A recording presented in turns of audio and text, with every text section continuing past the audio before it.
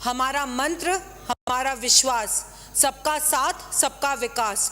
सुशासन से फैले समृद्धि की धार, गांव-गांव गूंजे प्रगति की पुकार। अंत्योदय से हर दीप जले, निर्धनता के तमस को दूर करे। मोदी संग बढ़ेंगे, रचेंगे नव इतिहास, नए भारत, नए राजस्थान का नव प्रभास। राज्यपाल महोदय के अभिभाषण में राज्य की प्रगति और विकास के लिए उठाए गए ठोस कदमों का उल्लेख किया गया है। यह स्पष्ट है कि राज्य की जनता ने झूठे वादों और मिथ्या दोषारोपण जो अभिमान्य सदस्य हमारे कर रहे थे कि राजनीति को सिरे से नकार दिया गया है। राजस्थान ने अपनी जागरूकता और विवेक से यह सिद्ध कर दिया है कि झूठे वादों और मिथ्या दोषारोपण की राजनीति का समय अब समाप्त हो गया है। जनता अब प्रामाणिक नेतृत्व और ठोस विकास को प्राथमिकता देती है।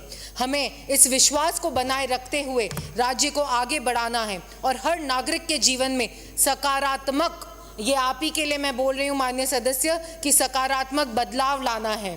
विपक्ष में बैठे साथियों की स्थिति पर तो मैं यही कह सकती हूँ, वादों के महल जो बनाते रहे, हकीकत की जमीन से कतराते रहे। जो लूटे थे सपने वही रहनुमा अब खुद को मसीहा बतलाते रहे। माननीय प्रधानमंत्री श्री नरेंद्र मोदी जी ने कहा है कि अच्छे इरादों के साथ सुशासन हमारी पहचान है। पूर्ण सत्य निष्ठा के साथ समर्पण भाव में से कार्य करना ही हमारा मूल स्वभाव है। प्रधानमंत्री मोदी जी के विचार सुशासन और समर्पण की भावना को प्रदर्शित करते हैं, जो हमारी सरकार की कार्यशैली का मूल आधार है। महामहिम के अभिभाषण से यह बात स्पष्ट है कि हमारी सरकार संविधान के मूल आदर्शों पर आधारित है। सुशासन तभी सार्थक सिद्ध होता है जब प्रत्येक नागरिक को समान अवसर, सुरक्षा और न्याय प्राप्त होता है। राजस्थान सरकार ने इस दिशा में कई महत्वपूर्ण कदम उठाए हैं। विकास योजनाओं को जमीनी स्तर पर लागू करते हुए सरकार ने शिक्षा, स्वास्थ्य और आधारभूत संरचना में उल्लेखनीय सुधार किए हैं। इसके अलावा कानून व्यवस्था को सुदृढ़ करना और वंचित वर्गों को सशक्त करना हमारी प्राथमिकता रही है। राज्यपाल महोदय के अभिभाषण में राज्य सरकार की प्राथमिकताओं और उपलब्धियों का व्यापक उल्लेख किया गया है। सुशासन के प्रति सरकार की प्रतिबद्धता को देखते हुए यह आवश्यक है कि प्रशासनिक तंत्र पारदर्शिता, प्लीज इस बात को आप नोट करिए कि प्रशासनिक तंत्र पारदर्शिता, जवाबदेही और कार्य क्षमता के सिद्धांतों पर कार्य करे। और यही कारण है कि पिछले एक वर्ष में एक भी पेपर लीक और एक भी परीक्षा रद्द नहीं हुई है।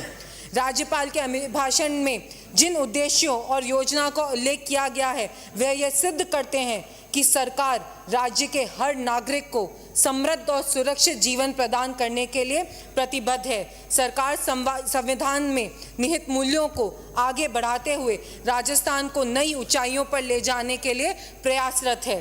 किंतु यह दुर्भाग्यपूर्ण है कि कांग्रेस पार्टी ने सदैव मिथ्या दोषारोपण की राजनीति को ही अपनाया है।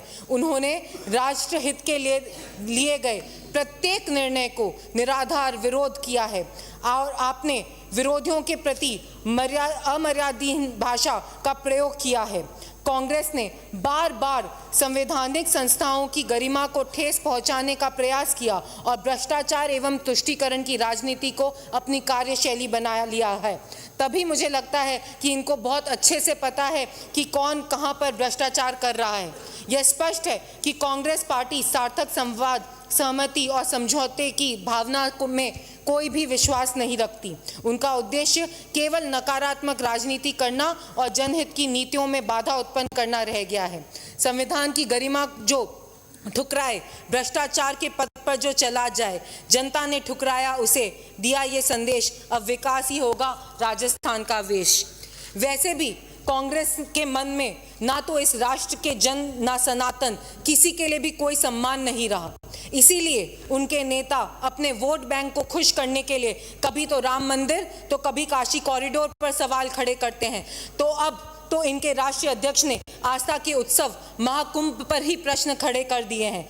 कुंभ के पवित्र स्नान को भूखमरी और गरीबी से जोड़ने वाले इन नेताओं से मैं पूछना चाहती हूं कि गरीबी हटाओ जैसे नारे देकर इस देश में सर्वाधिक शासन करने वाली कांग्रेस पार्टी कब तक अपनी असफलताओं को छिपाने के लिए 100 करोड़ हिंदुओं की आस्था, सनातन संस्कृति व उनके उत्सव का अपमान करते रहेंगे? क्योंकि महाकुंभ केवल एक धार्मिक आयोजन नहीं, यह भारत की सनातन परंपराओं की जीवन धारा है। यह आयोजन जहां न केवल संत और श्रद्धालु एकत्र हैं, बल्कि यह भारत की आध्यात्मिक शक्ति और सांस्कृतिक समृद्धि का एक विराट दृश्य प्रस्तुत करता है। दुनिया भर से लोग यहां आते हैं, आस्था की गंगा में डुबकी लगाते हैं और इस पवित्र आयोजन का हिस्सा बनते हैं। यह आयोजन न केवल हमारी धार्मिक आस्थाओं का सम्मान करता है, बल्कि यह भारत के बढ़ते वैश्विक प्रभाव और सांस्कृतिक शक्ति का प्रतीक है। तुष्टीकरण में डूबे लोग भारत के मन को क्या समझेंगे? आस्था के उत्सव के अद्भुत आगमन को क्या समझेंगे? राम मंदिर और महाकुंभ पर जिनकी प्रश्न उठाने की आदत ऐसी कुंठा वाले लोग अपने सनातन को क्या समझेंगे?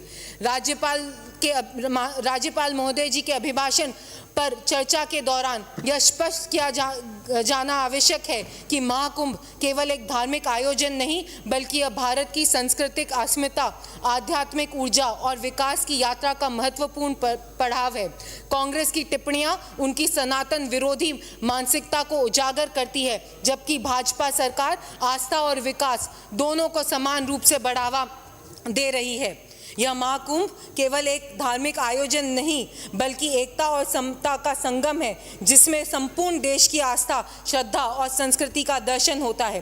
राजस्थान के माननीय मुख्यमंत्री श्री भजन लाल जी शर्मा ने प्रदेश के सतत विकास के साथ हमारी समृद्ध धरोहर के संरक्षण को अपनी सर्वोच्च प्राथमिकता बताया है। इसी दिशा में राजस्थान सरकार ने प्रयागराज में महाकुंभ आयोजन स्थल पर राजस्थान मंडप की स्थापना की, जो राज्य की सांस्कृतिक भव्यता और लोक परंपराओं का परिचायक है। महाकुंभ में राजस्थान से आने वाले श्रद्धालुओं को सुविधा का विशेष ध्यान रखा गया है। सरकार द्वारा निःशुल्क आवास एवं भोजन की उत्तम व्यवस्था की गई है, जिससे श्रद्धालु अपने धार्मिक और आध्यात्मिक अनुभव को निर्विघ्न रूप से संपन्न कर सकें। यह पहल राजस्थान सरकार की जन कल्याणकारी सोच और सेवा भाव का परिचय देती है। माननीय सभापति महोदय, आज भारत संस्कृति और आधुनिकीकरण का संगम बनता जा रहा है। जिस तरह से सरकार ने अयोध्या में भव्य राम मंदिर का निर्माण किया, काशी विश्वनाथ कॉरिडोर और महाकाल लोक जैसी परियोजना शुरू की, उसी तरह महाकुंभ को भी एक भव्य स्वरूप में प्रस्तुत किया जा रहा है। यह बदले भारत का नया चित्र है, जहां परंपरा और प्रगति साथ साथ चलते हैं, जहां आस्था और आत्मनिर्भरता एक साथ बढ़ती है। माननीय सभापति महोदय, हमारी सरकार ने अंत्योदय की भावना के साथ समाज के सबसे अंतिम पंक्ति में खड़े व्यक्ति को मुख्य धारा में लाने के लिए बहुत ठोस कदम उठाए हैं।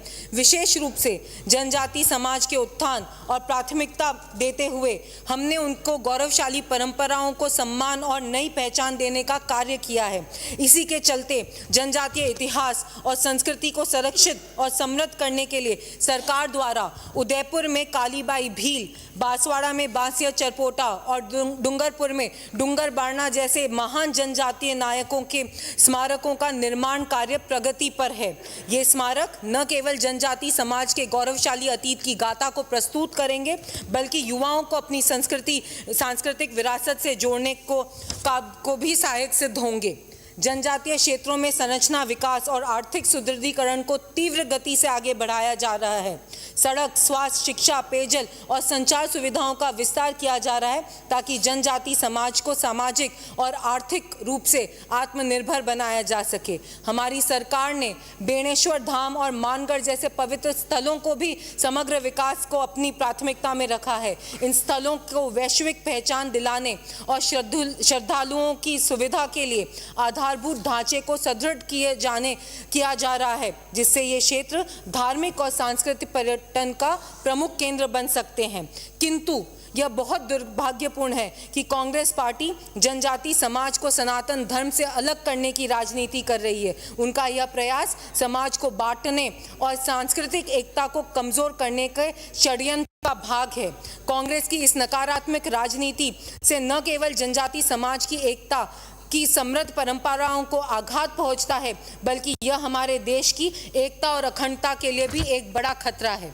माननीय सभापति महोदय, मैं राज्यपाल महोदय के अभिभाषण में किसानों की समृद्धि और कृषि क्षेत्र के विकास को प्राथमिकता देने की प्रतिबद्धता को स्पष्ट रूप से रेखांकित किया गया है। राजस्थान सरकार ने किसानों की आय बढ़ाने, कृषि क्षेत्र को सशक्त बनाने और ग्रामीण अर्थव्यवस्था को मजबूत करने की दिशा में कई दूरदर्शी कदम उठाए हैं। राजस्थान सरकार कृषि क्षेत्र के समग्र विकास और किसानों की समृद्धि के लिए संकल्पबद्ध है। यही कारण है कि आज किसानों को डिजिटल परिवर्तन और एग्रीस्टेक की भूमिका में आगे बढ़कर लिया जा रहा है। राजस्थान सरकार ने किसानों की आय को बढ़ाने के लिए कृषि क्षेत्र में एग्रीस्टेक डिजिटल सार्वजनिक बुनियादी ढांचा परियोजना को राजस्थान में लागू करने का काम भी प्रारंभ कर दिया है। यह परियोजना किसानों को इंफॉर्मेशन टेक्नोलॉजी और डिजिटाइजेशन टेक्निक्स का अधिकतम लाभ प्रदान करने के लिए डिजाइन की गई है। इन सुविधाओं से ना सिर्फ भाई साहब बात नहीं करें माननीय सदस्य। किसानों को अधिक कृषि तकनीकों से जोड़ने के लिए डिजिटल परिवर्तन, एग्रीस्टेक की भूमिका से उनकी आय में वृद्धि के लिए हमारी सरकार ठोस कदम उठा रही है। एग्रीस्टेक परियोजना के माध्यम से किसानों से जुड़ी विभिन्न सूचनाओं का एक व्यापक डिजिटल डेटाबेस तैयार किया जा रहा है, जिस डेटाबेस से एग्रीस्टेक के माध्यम से किसानों की जनसंख्या की जानकारी, जमीन की जानकारी और उनकी बोई गई फसलों के बारे में विस्तृत डेटा एकत्र किया जाता है। यह डेटा कृषि क्षेत्र में नीतिगत निर्णय लेने और किसानों को बेहतर सेवाएं प्रदान करने में एक महत्वपूर्ण भूमिका निभाएगी। एग्रीस्टेक से किसानों की रजिस्ट्री, गांवों के नक्शे और बोई गई फसलों की सूचना शामिल होगी, जिससे यह डिजिटल प्लेटफॉर्म राज्य सरकार और केंद्र सरकार के मंत्रालयों को किसानों से संबंधित सटीक और समय पर जानकारी उपलब्ध कराएगा। इस जानकारी का उपयोग किसान केंद्रित डिजिटल सेवाएं विकसित करने, कृषि योजनाओं को लागू करने और किसानों को समय पर ही सही संज्ञान देने के लिए लिया जाता है। कृषि क्षेत्र में डिजिटल ट्रांसफॉर्मेशन को गति देने में भी यह सहायक सिद्ध होगी। इसके साथ साथ हमारे आदरणीय मुख्यमंत्री जी ने किसान सम्मान निधि में वृद्धि, गेहूं के समर्थन मूल्य में बढ़ोतरी, कृषि कनेक्शन में वृद्धि, बिजली बिलों में अनुदान, मंडियों का विस्तार और सुदृढ़ीकरण एवं मंडियों को डिजिटल प्लेटफॉर्म और इलेक्ट्रॉनिक नेशनल एग्रीकल्चर मार्केट जैसी सुविधाओं का विस्तार किया जा रहा है, ताकि किसान अपनी फसल का सीधा व्यापार कर सके। राजस्थान सरकार की यह किसान हितैषी नीतियां कृषि क्षेत्र को मजबूत बनाने और किसानों की आर्थिक स्थिति को सुधार लाने की दिशा में उठाए गए महत्वपूर्ण कदम हैं। किसान सम्मान निधि में वृद्धि, गेहूं में समर्थन मूल्य में बढ़ोतरी, नए कृषि कनेक्शन, बिजली बिलों में अनुदान और मंडियों का विस्तार जैसे निर्णय किसानों को सशक्त बनाने और कृषि क्षेत्र को समृद्ध बनाने में मददगार साबित होंगे। राज्य सरकार का यह प्रयास किसानों के लिए एक नई उम्मीद एवं संभावनाओं का द्वार खोलता है। माननीय अध्यक्ष महोदय, राज्यपाल महोदय के अभिभाषण में राजस्थान सरकार द्वारा स्वास्थ्य क्षेत्र में दिए गए अभूतपूर्व कार्यों का उल्लेख प्रदेश की प्रगतिशील सोच को दर्शाता है। चिकित्सा क्षेत्र में किए गए यह प्रयास न केवल जनता के स्वास्थ्य की रक्षा कर रहे हैं, बल्कि प्रदेश को एक स्वस्थ और समृद्ध राज्य बनाने की दिशा में मील का पत्थर साबित हो रहे हैं। राजस्थान सरकार ने राज्य के नागरिकों के स्वास्थ्य और कल्याण को सर्वोच्च प्राथमिकता दी है। इस दिशा में हमारी सरकार ने गत बजट के कुल बजट का रिकॉर्ड 8.26% चिकित्सा और स्वास्थ्य सेवाओं के लिए आवंटित किया है। यह आवंटन राज्य के स्वास्थ्य के ढांचे को मजबूत करने और नागरिकों को बेहतर चिकित्सा सुविधाएं प्रदान करने की हमारी प्रतिबद्धता को दर्शाता है। पिछले इंटरिम बजट में माननीय मुख्यमंत्री द्वारा दी गई ऐसी चिकित्साओं की सुविधाएं ऐसी विधानसभाओं में मिली है जहां पर जब से हमारे को आज़ादी मिली है तब से वहाँ पे चिकित्सा सुविधाएं नहीं मिल पाई। तो इस बात का मैं धन्यवाद देना चाहूँगी मुख्यमंत्री जी को कि उन्होंने उस सोच से, सर्वांगीण विकास की सोच से अपने बजट को पेश किया था। राजस्थान ने संस्थागत प्रसव, मातृ शिशु मृत्यु दर, टीकाकरण और चिकित्सा संस्थानों की उपलब्धता जैसे कई महत्वपूर्ण मानकों में राष्ट्रीय औसत से बेहतरीन प्रदर्शन किया है। इसके साथ साथ डिजिटल स्वास्थ्य प्रबंधन के क्षेत्र में भी राजस्थान ने उल्लेखनीय प्रगति की है। प्रदेश में करीबन 6 करोड़ लोगों की आभा आईडी बनाई जा चुकी है, जो लोगों की स्वास्थ्य संबंधी सूचनाओं को डिजिटल रूप से सुरक्षित रखने में मदद करती है। इस मामले में राजस्थान देश में दूसरे स्थान पर है, जो हमारे डिजिटल स्वास्थ्य प्रणाली की सफलता को दर्शाता है। स्वास्थ्य सेवाओं को और सुदृढ़ करने के लिए राज्य सरकार ने चिकित्सकों, नर्सिंग एवं पैरामेडिकल स्टाफ के करीब 21,000 पदों पर नियुक्ति की है। इसके अलावा चिकित्सा विभाग ने लगभग 50,000 पदों पर भर्ती का लक्ष्य रखा है, जिसे जल्द ही पूरा किया जाएगा। यह कदम राज्य में चिकित्सा सुविधाओं की पहुंच और गुणवत्ता को बढ़ाने में महत्वपूर्ण भूमिका निभाएगा।